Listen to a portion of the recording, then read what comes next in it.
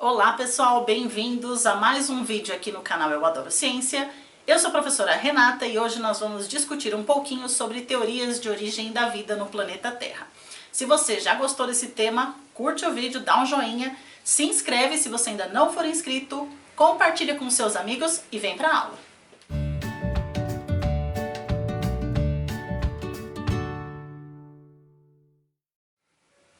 Bom pessoal, nós vamos discutir hoje as grandes teorias chamadas abiogênese e biogênese. Antes da gente começar a falar sobre essas palavras completamente difíceis, vamos entender o que significa esse monte de palavra. Bom, a partícula gênese significa criação ou origem. A palavra ou a partícula bio vem de vida. E essa letrinha aqui na frente, a letra A, ou seja, esse prefixo A, indica uma negação. Tá, mas não tem nada a ver, não, negação, vida, criação, como assim? Bom, a teoria da abiogênese vai falar justamente sobre uma vida que surgiu do nada, não surgiu de outra forma de vida. A gente também fala que essa teoria é chamada de teoria da geração espontânea, ou seja, a vida, puf, como num passe de mágica. Portanto, a abiogênese, ela indica que a vida surge da matéria inanimada, de algo que não é vivo.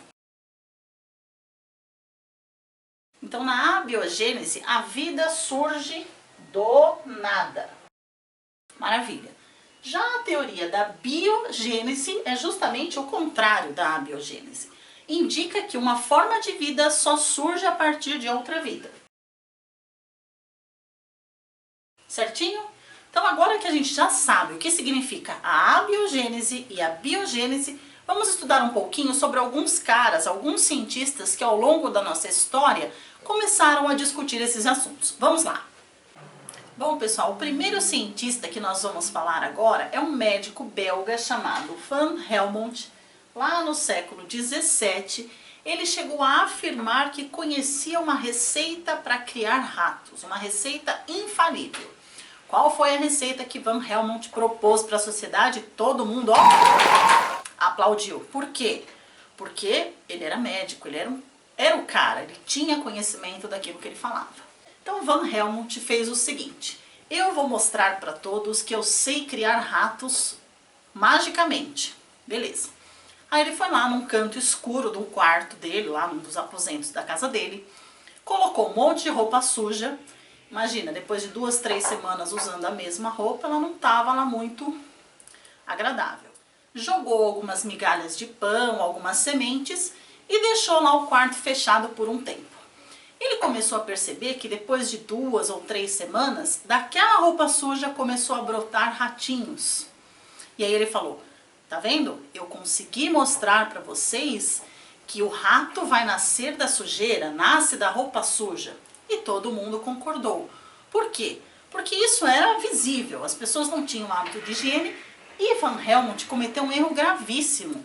Ele não fez observações durante o seu experimento com essa receita maluca para criar ratos. Qual foi a real da história? Na verdade, naquele quarto podia ter algum buraco, entrou alguma rata, alguma fêmea grávida, prenhe, teve os seus filhotes naquele ambiente escuro, protegido, com alguns alimentos, e depois os ratinhos, quando começaram a procurar alimento, eles surgiam daquele ninho de roupa suja. Então faltou observação para Van Helmont. Bom, e ele dizia o quê? Que a matéria inanimada, não só Van Helmont, mas os demais cientistas que acreditavam na abiogênese, que a matéria inanimada, ou seja, algo que não é vivo, tinha uma força habital, ou seja, uma mágica que conseguia transformar algo que não é vivo em vida. Então esse exemplo, a receita do Van Helmont é um deles. Ou seja, a roupa suja se transforma em ratos, devido a essa força habital presente na roupa suja. Balela. Outro exemplo disso, eles diziam que de uma fruta ou carne estragadas surgiam moscas. Ou seja, na fruta estragada, na carne estragada, continha uma força vital, que os cientistas se referiam, e essa força fazia com que a fruta estragada se transformasse em uma mosca. E um outro exemplo é que eles diziam que o pântano se transformava em jacarés. Ou seja, a abiogênese, que é aquela teoria que a vida surge do nada, fazia com que alguma força vital de algo inanimado, ou seja, algo não vivo, se transformasse por mágica em algo vivo. E aí ninguém contestou muito a abiogênese até chegar o nosso próximo cientista que nós vamos ver agora.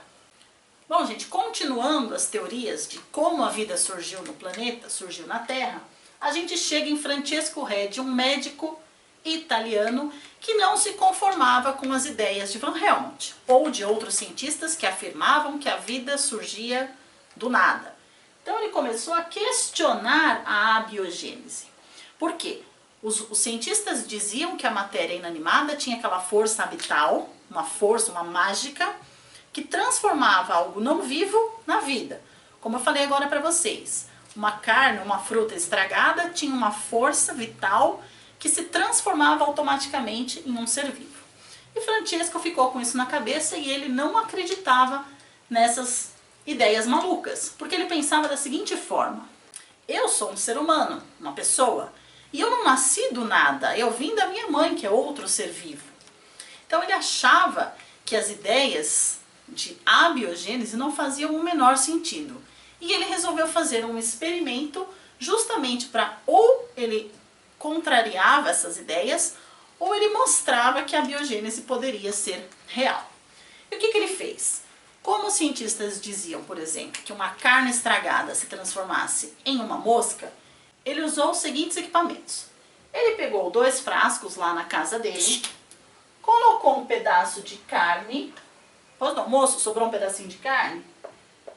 Ele dividiu em 2 pedaços iguais e colocou em 2 frasquinhos. Um frasco ele manteve com a boca aberta. O segundo frasco ele tapou com gaze. Então ele fechou com um tecido bem fininho, que tem uma trama aberta que passa ar, e deixou esses 2 frascos em um ambiente ali, num espaço que ele passou a observar diariamente. Bom, depois de uns dias ele começou a notar que moscas começaram a aparecer ali. Surgiram moscas ao redor dos frascos. Mais uma vez, no segundo dia, terceiro dia, até que depois de alguns dias ele começou a notar alguns pontos brancos na carne apenas do frasco aberto. E no frasco fechado, nada. Continuou observando. Depois de uns dias, esses pontos brancos se transformaram em larvas. Porém, no fechado, nada. Mas Francesco continuava observando moscas que rodeavam o frasco. E depois de mais um tempo, essas larvas começaram a se transformar em mosquinhas e saíam do frasco. Aí ele pensou, olha aí, na verdade a carne não se transformou em mosca, isso não existe. A abiogênese é uma furada. E ele disse que, na verdade, a carne atraía a mosca. Aí a mosca usava esse pedaço de carne como um ninho para depositar os seus ovos. Os ovos se transformavam em larvas, as larvas se alimentavam dessa carne até completar o seu desenvolvimento, chegando à fase adulta, e daí saíam desse frasco. Bom, e Francesco, com isso aqui, mostrou para todo mundo que a abiogênese não existe. Ou seja, ele, através desse experimento, ele concluiu que a vida só surge de outra vida pré-existente. Então essa foi a conclusão do experimento de Francesco. Mas ele também não foi muito aceito. Se demorou um pouquinho para ser confirmada que a teoria da abiogênese não existia. Agora a gente vai ver mais 3 experimentos que vão ficar nessa briga. É abiogênese ou biogênese? Ela existe ou ela não existe? Confere aí. Depois que o Francesco falou todo o seu experimento, chegou à conclusão de que uma forma de vida só pode surgir através de outra forma de vida, isso não ficou muito concreto ainda para os demais cientistas. E aí, lá no século XVIII, dois cientistas começaram a fazer experimentos para provar que a vida pode ou não surgir de algo inanimado. O primeiro foi Needham. Ele era inglês, um cientista inglês, que afirmou que a abiogênese só valia para micro-organismos, pois o Francesco tinha dito, por exemplo, que a vida da mosca, que é um organismo grande, visível, surgia de outra mosca. Então ele quis dizer que para micro-organismos, bactérias, por exemplo, existia a abiogênese. Porque ele fez o seguinte experimento. Ele pegou um caldo nutritivo, um caldo de carne, por exemplo, ferveu em determinado momento. Depois que ferveu, ele tapou esse frasco com uma rolha e deixou em repouso por alguns dias. E depois de alguns dias, ele observou o crescimento ali de micro-organismos. Então isso confirmou o que ele acreditava, a hipótese dele, de que a abiogênese valia apenas para micro-organismos. Depois disso veio Spallanzani, outro italiano que acreditava muito na ideia do Francesco, de que uma forma de vida só vai surgir depois de outra vida, se tiver uma outra pré-existente. E foi contestar o experimento de Needham. Como que Spallanzani fez o seu experimento? Bom, ele pegou um caldo nutritivo, também da mesma forma que o Needham, ferveu, fechou hermeticamente esse balão, ou seja, não tinha contato do meio interno com o ar e deixou resfriando esse balão por um tempo. Depois de alguns dias, ele foi observar e não havia nenhum indício de micro-organismo. E aí ele falou e disse, olha aí, Needham, eu consigo mostrar para você que os micro-organismos não surgem do caldo. E aí Needham, para não se sair por baixo, ele falou, bom, Spallanzani, você ferveu errado, você ferveu demais e queimou, acabou com a força vital que tinha no caldo para nascer micro-organismos. Depois dessa afirmação de Needham, Spallanzani não conseguiu contestar e aí confirmou a ideia de Needham que para micro-organismos a vida surge do nada. Bom, temos o último cientista que continuou esse experimento para a gente ver se realmente isso vale ou não. Confere aí. Bom, gente, agora nós vamos colocar um ponto final nessa história toda. Chegou Louis Pasteur, um cientista francês muito conhecido, que lá na metade do século XIX, olha o passeio pela história que a gente fez. Começamos lá no século XVII com Van Helmont e Francesco Redi, depois chegamos em 18 com Needham e Spallanzani, aquela discussão é ou não é, e agora chegamos na metade do século XIX, por volta de 1860, esse cientista francês Louis Pasteur continuou mais alguns experimentos para confirmar ou acabar com a teoria da abiogênese. Porque quando chegou nessa época, os cientistas já estavam com o pé atrás em relação à abiogênese, porque não fazia sentido. Como que a vida surge do nada? Isso não tem cabimento. Então Louis Pasteur resolveu fazer um experimento muito parecido com o nosso amigo Spallanzani. Então Louis Pasteur, lá em seu laboratório, pegou um balão parecido com o balão que o Spallanzani havia utilizado. Spallanzani usou um balão de pescoço reto, aí ele fechou com uma rolha, ou seja, não tinha contato do ar com o caldo aqui dentro, sem contato. Pasteur foi mais ousado. Como que ele fez?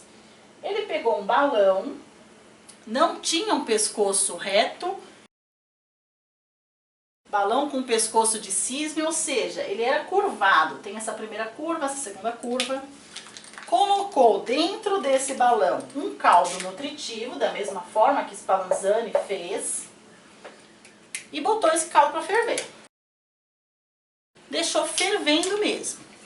Depois da fervura, ele apagou o fogo, não tapou a boca do balão, deixou ele aberto. E aí, depois de algum tempo, depois de resfriado, ele notou que esse caldo estava estéril. O que quer dizer isso? Não tinham micro-organismos dentro desse caldo.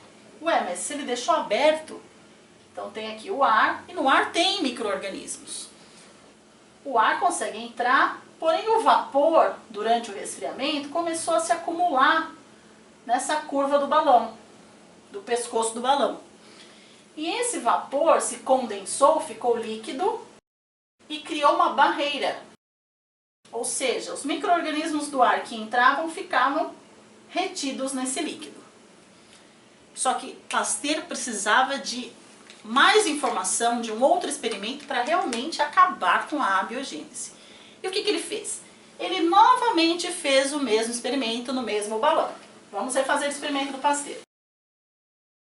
Pegou o balão, pescoço de cisne, colocou o caldo nutritivo, ferveu. Depois da fervura, ele apagou o fogo, obviamente, e ele quebrou o pescoço do balão. Também deixou esse balão exposto, não fechou. Então o ar continha micro-organismos e aqui dentro não, o caldo estava estéril.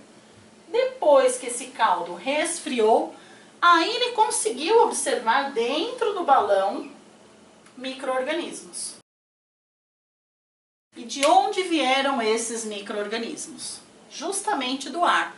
Como não teve uma barreira que ele conseguiu no primeiro experimento, o caldo resfriado, o micro-organismo entrou em contato, conseguiu se replicar. E aí ele concluiu o seguinte: não existe a tal da força vital que Needham falou lá no seu experimento. Então não existe força vital em algo inanimado. Ele acabou confirmando aquilo que o Red disse lá atrás, que uma forma de vida só surge a partir de outra vida pré-existente.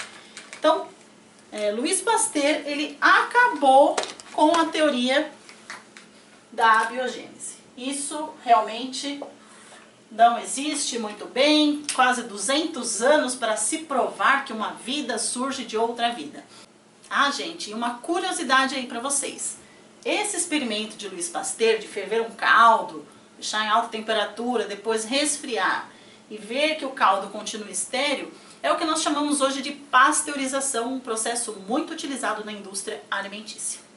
Voltando, então Louis Pasteur conseguiu provar que realmente a abiogênese é uma furada, que a vida precisa de outra vida para existir, que não tem essa história maluca de que a vida surge do nada, de matéria inanimada.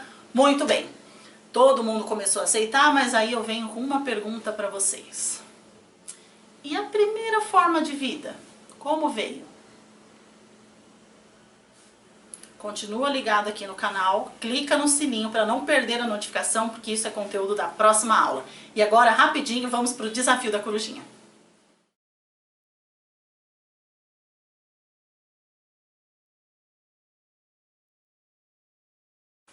Tô de volta, pessoal, aqui para responder agora o desafio da corujinha de hoje. Bom, ela perguntou ali para vocês qual dos cientistas que nós estudamos nessa aula foi aquele que acabou com a teoria da abiogênese. E aí, muito fácil? Moleza, né? A gente acabou de ver. Então, o cientista que realmente derrubou e acabou com a história da abiogênese foi Louis Pasteur. Um cientista francês que lá por volta de 1860 realizou um experimento que hoje ainda é utilizado como o método da pasteurização para eliminar micro-organismos. Pessoal, espero que vocês tenham gostado dessa aula. Se gostou e ainda não curtiu, ó, clica no joinha, se inscreve se não for inscrito, já ativa as notificações clicando aqui no sininho para não perder a segunda parte e a gente realmente descobrir como surgiu a primeira forma de vida no planeta Terra. Beijo para vocês, bons estudos e até a próxima aula.